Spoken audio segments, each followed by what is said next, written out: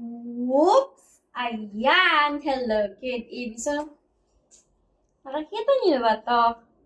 Ito na yung dumating sa akin ngayon na bag. Tingnan niyo naman. Ayan. Tingnan niyo. Tingnan niyo kung gaano kaganda itong na-order ko na bag dito sa my yellow basket ko. Ayan. Kung wala pa kayo nito,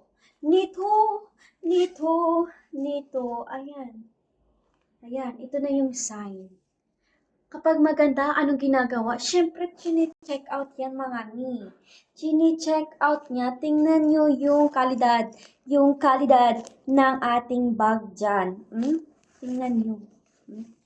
May pa-open pocket yan sa may labas. Large capacity na to ha. Large capacity. Nagigigil ako sa'yo. At yan, tingnan mo. May pa-coin purse pa yan sa labas.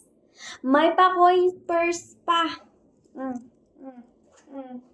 At napaka-aesthetic yung dating. Hindi mo lang siya pwedeng gawin na ganyan lang, handbag, tapos gawin mo siyang shoulder bag. Depende sa style mo, kung ano yung gusto mo. And then, ang kagandahan dito, pwede mo din siyang gawing cross body bag. Ayan, tingnan nyo mga miha. Pwede siya pang office, pang school, at syempre pang travel. Pwede. Kaya kung wala ka pa nito, nandyan yung link sa my yellow basket ko. Nandyan yung link sa may yellow basket ko. Ano pang iniintay mo? I-check out nyo na yan, ha? Scratch proof yan. Scratch proof and then waterproof. Tingnan nyo yung loob niya kung ano yung magkakasya.